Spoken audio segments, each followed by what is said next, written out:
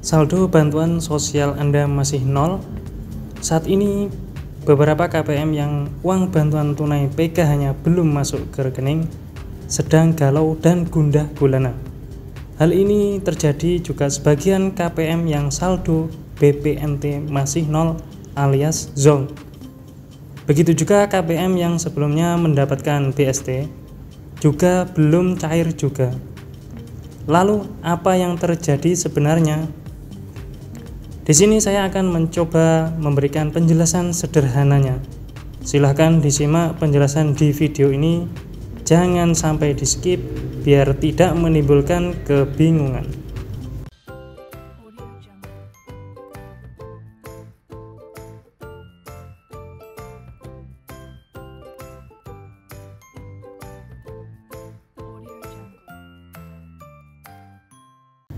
Halo keluarga Indonesia, Assalamualaikum warahmatullahi wabarakatuh. Salam sejahtera bagi kita semua.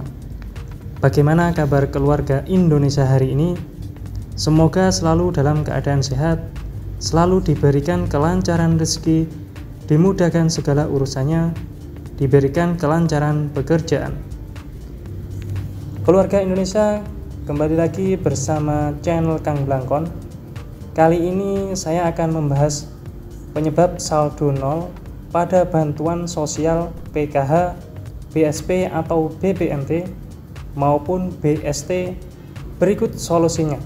Sebelum saya lanjutkan, bagi Anda yang baru tahu channel ini, silahkan klik tombol subscribe dan aktifkan lonceng notifikasinya supaya keluarga Indonesia tidak ketinggalan dengan informasi-informasi terbaru dari channel ini.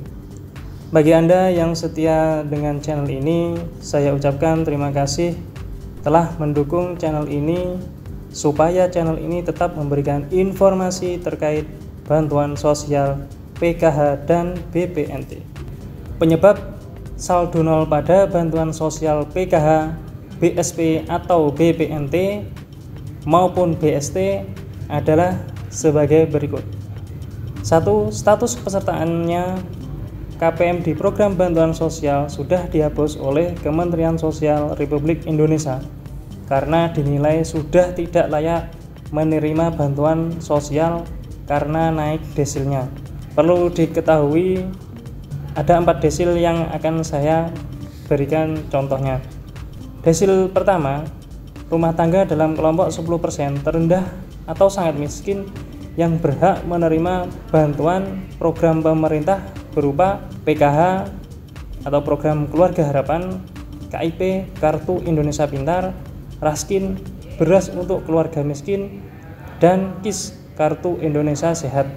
Desil 2, rumah tangga dalam kelompok 10-20% terendah atau miskin yang berhak menerima bantuan program pemerintah berupa KIP atau Kartu Indonesia Pintar, Raskin, beras untuk keluarga miskin, dan KIS, Kartu Indonesia Sehat. Desil 3 merupakan rumah tangga dalam kelompok 20-30% terendah atau hampir miskin yang berhak menerima bantuan program pemerintah berupa Raskin atau beras untuk keluarga miskin, kemudian KIS, Kartu Indonesia Sehat. Desil 4, rumah tangga dalam kelompok 30-40% terendah atau rentan miskin yang berhak menerima bantuan program pemerintah berupa Kartu Indonesia Sehat. Solusinya dari masalah pertama adalah saat ini memang sedang ada perbaikan data di DTKS sehingga memungkinkan beberapa KPM naik desilnya yang mengakibatkan dihapusnya KPM tersebut dari daftar penerima bantuan sosial.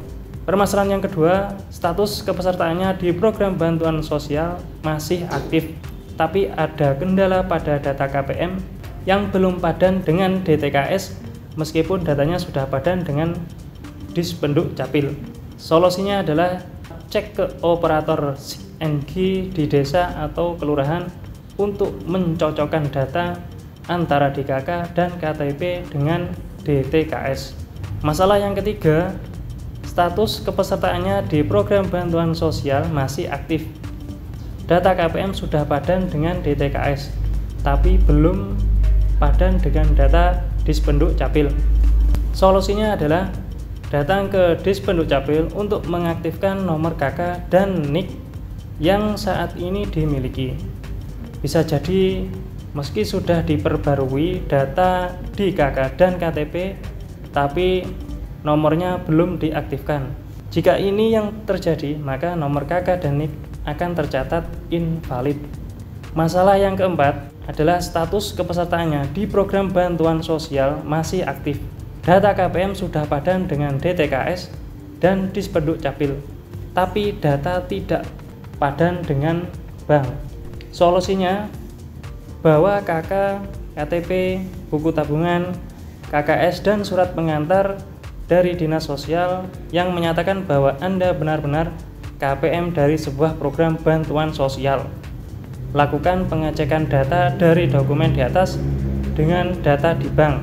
Khusus untuk pemilik rekening yang sebenarnya adalah pengurus pengganti dari KPM yang meninggal atau berhalangan, tetap sebaiknya minta didampingi oleh pendamping sosial yang bertugas di wilayah tersebut, karena pengurus pengganti yang saat ini diakui adalah mereka yang merupakan keluarga inti dari KPM seperti ayah, ibu, dan anak yang sudah cakap hukum. Permasalahan yang kelima adalah status kepesertaannya di program bantuan sosial masih aktif.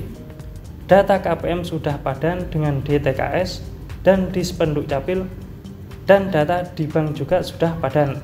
Solusinya adalah tunggu sekitar 1-2 minggu, karena proses penyaluran bantuan sosial dilakukan secara bertahap dan melalui beberapa termin.